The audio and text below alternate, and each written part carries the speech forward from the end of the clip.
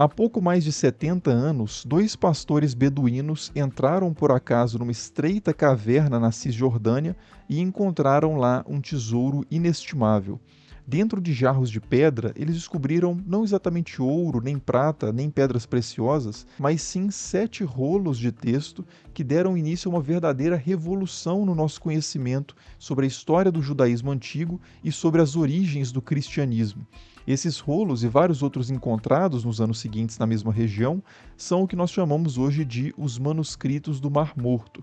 Nesse vídeo, então, a gente vai falar um pouco sobre o que exatamente são esses documentos, o que eles contêm, quem os escreveu e por que eles são considerados até hoje como uma das descobertas arqueológicas mais importantes da história. Basicamente, os manuscritos do Mar Morto são um conjunto de textos que ficaram quase 2000 anos esquecidos nas cavernas de Qumran. São textos escritos à mão, naturalmente, e Qumran é uma ruína na margem ocidental do Mar Morto, daí eles serem chamados de manuscritos do Mar Morto. Como eu disse, os primeiros exemplares desses textos foram encontrados por um grupo de pastores beduínos por volta de 1947.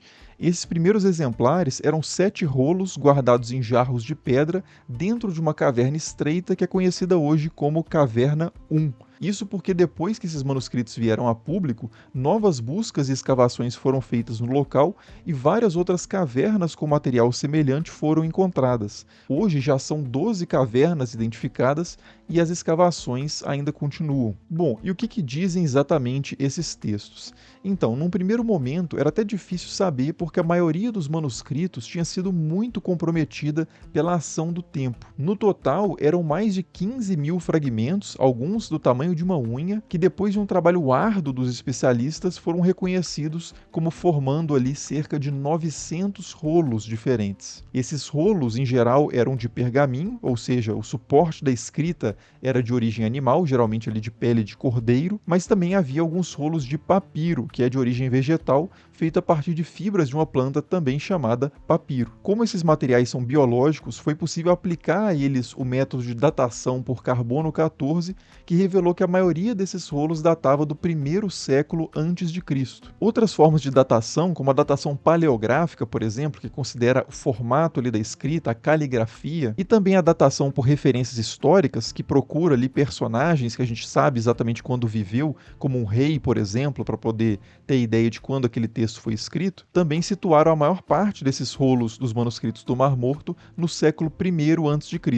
Mas alguns textos também podem ser anteriores, talvez até do final do século III a.C., ou posteriores, de meados do século I depois de Cristo. E esses textos, em termos de linguagem, estão majoritariamente em hebraico, mas há também alguns textos em aramaico, alguns textos em grego e outros até em escrita cifrada, ou seja, em códigos, muitos dos quais já foram desvendados ali depois de muito esforço pelos estudiosos. Bom, mas de novo, a pergunta permanece. Qual o conteúdo exatamente desses textos? Então, em relação ao conteúdo, a gente pode dividir os manuscritos do Mar Morto basicamente em 2 grupos, os escritos bíblicos e os escritos não bíblicos.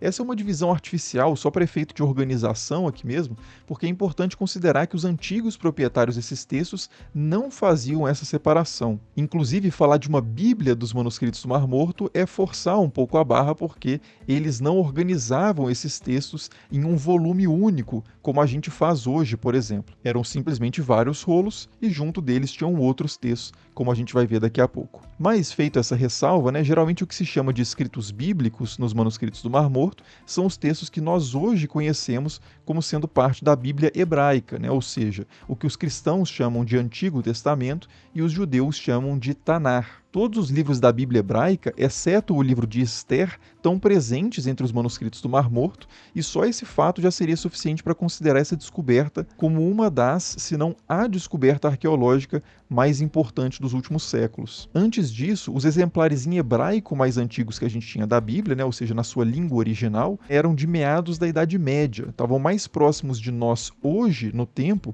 do que de quando esses textos foram escritos originalmente. Mas agora, graças à descoberta descoberta dos manuscritos do Mar Morto, que, como eu disse, datam por volta do século I a.C., a gente pode mergulhar mais de 1000 anos mais fundo do que antes era possível na história e avaliar o quanto os textos da Bíblia foram alterados ao longo do tempo. E aqui a gente não vai entrar no detalhe dessas comparações textuais, mas vale dizer que a maioria dos textos bíblicos que a gente encontra entre os manuscritos do Mar Morto são muito parecidos com os exemplares medievais, nos quais, diga-se de passagem, são baseadas as edições modernas da Bíblia. Então, se a gente pegar, por exemplo, o livro de Isaías, dos manuscritos do Mar Morto, e comparar com o livro de Isaías atual, as diferenças realmente vão ser mínimas, né? Principalmente variações gramaticais, né? Formas diferentes de escrever uma mesma palavra, que não tendem a afetar a leitura da passagem. Mas há, sim, alguns casos mais raros de variações mais significativas, né? Por exemplo, no texto mossorético de Deuteronômio, né? Ou seja, nessas versões hebraicas medievais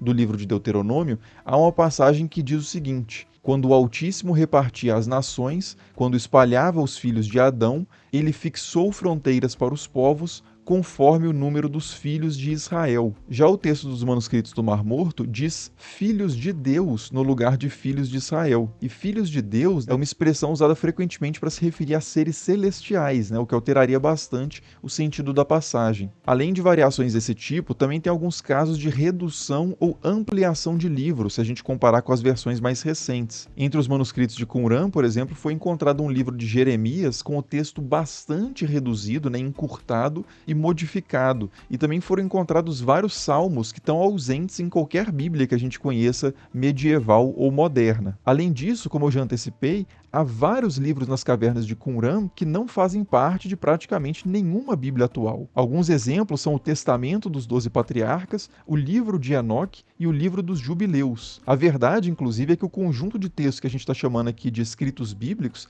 representa a menor parte dos manuscritos do Mar Morto. A outra parte, né, a maior parte, que são os escritos não bíblicos, contém esses livros, né, chamados de livros apócrifos, como o livro de Enoque, e contém também uma série de livros chamados de escritos sectários, que são textos que descrevem a origem, a visão de mundo e as regras de vida de uma comunidade bem peculiar, uma comunidade que provavelmente era a proprietária original dessa biblioteca encontrada às margens do Mar Morto, e uma comunidade, inclusive, que muitos suspeitam ser os famosos, né, misteriosos essênios. Antes das descobertas em Qumran, os essênios já eram um grupo bem conhecido na história, isso graças às fontes escritas. Num livro do primeiro século depois de Cristo, por exemplo, um historiador judeu chamado Flávio Josefo divide o judaísmo do seu tempo em 3 grandes correntes: a dos fariseus, a dos saduceus e uma terceira que, abre aspas, aspirava a uma disciplina mais severa, fecha aspas, que era a corrente dos essênios. Outro autor do primeiro século, que é o Fílon de Alexandria, também menciona os essênios como modelos de pureza e de disciplina. E até um autor romano, que é o Plínio o Velho, dedica algumas palavras a esse grupo na sua obra máxima, A História Natural. Juntando todas essas referências, é possível traçar um perfil dos essênios e comparar com o perfil da comunidade de Qumran, descrita nos escritos sectários dos manuscritos do Mar Morto. Uma coisa que é certa é que essa comunidade seguia normas rigorosas de purificação ritual, de convivência e de culto. Comparado às outras correntes judaicas, eles de fato aspiravam a uma disciplina mais severa, né, para aplicar a eles as palavras que o Josefo aplica aos essênios. E alguns paralelos mais específicos nessa comparação são os seguintes. Primeiro, de acordo com Josefo, os que ingressavam no grupo dos essênios transferiam a sua propriedade para a ordem. Essa prática também é atestada algumas vezes nas regras da comunidade de Qumran. Outra coisa é que Josefo diz que um candidato a se tornar um essênio era observado por 1 ano antes de ser aceito na comunidade e depois disso ainda passava mais 2 anos numa espécie de estágio probatório. Os escritos sectários de Qumran também estipulam 1 ano de observação prévia à aceitação de um novo membro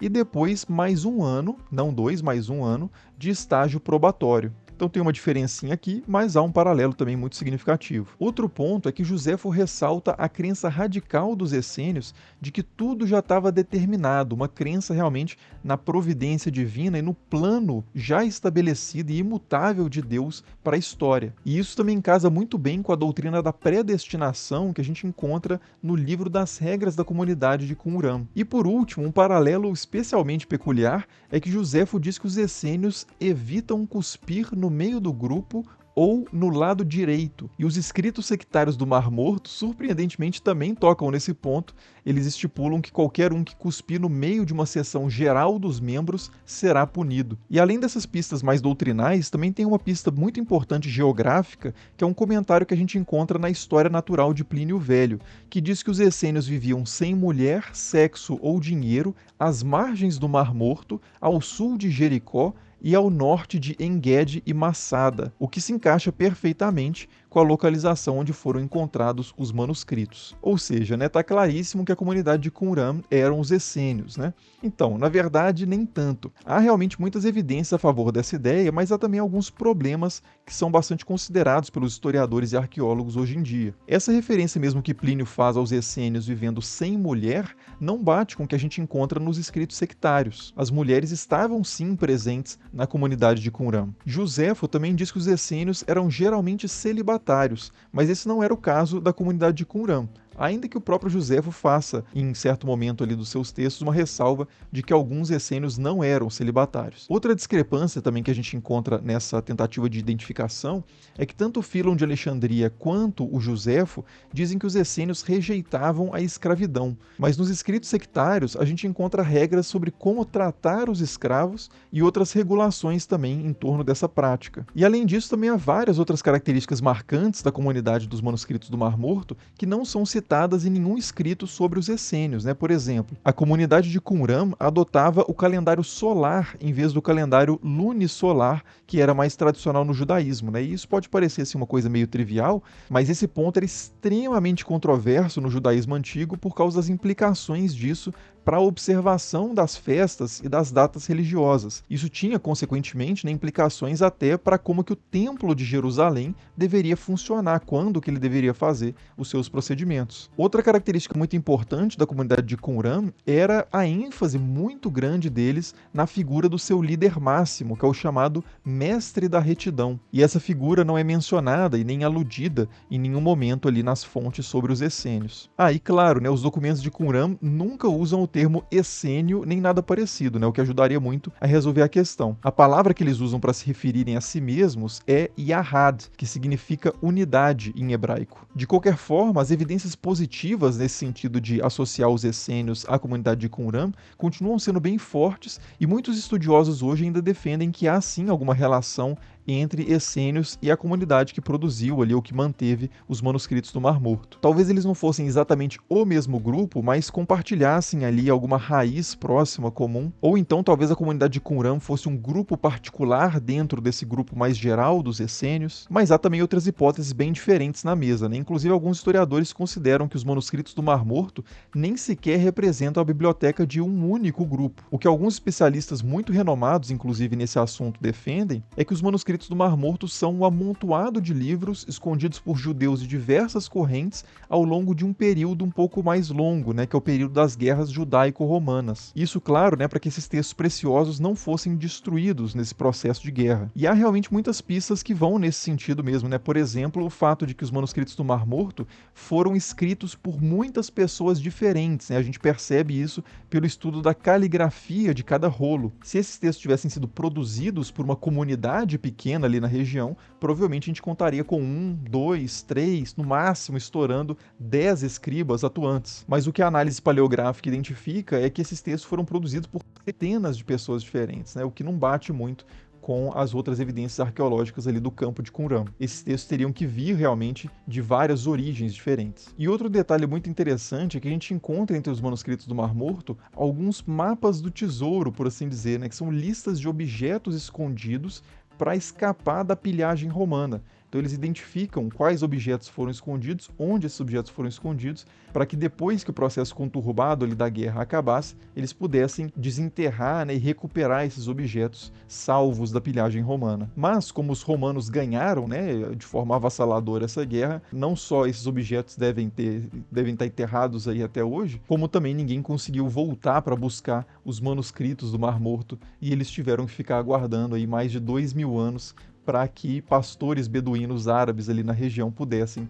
trazer esses textos de volta à luz. Mas enfim, né, ainda há muita incerteza nessa história, né, mas o certo é que, independente da precisão dos detalhes, as descobertas em Qumran já trouxeram muitas informações extremamente valiosas para iluminar melhor o contexto ali do judaísmo antigo e das origens do cristianismo. Várias práticas cristãs, como o batismo e as refeições comunais, né, a ceia comunitária, também eram praticadas pela comunidade de Qumran, por exemplo. Eles também tinham uma forte ênfase nessa questão da separação em relação ao mundo, que vai aparecer muito no cristianismo. Tinham também uma esperança messiânica muito forte e escreveram muito sobre a expectativa de uma batalha final iminente entre as forças do bem e as forças do mal, né, que lembra muito o apocalipticismo cristão, o livro do Apocalipse particularmente. E depois a gente pode até fazer um vídeo específico detalhando essa teologia dos manuscritos do Mar Morto e fazendo essas comparações com o cristianismo, né? Mas para esse vídeo introdutório sobre o que são basicamente os manuscritos do Mar Morto, acho que já está de bom tamanho. Para resumir então, né, os manuscritos do Mar Morto são uma coleção de textos judaicos, principalmente do século I a.C.,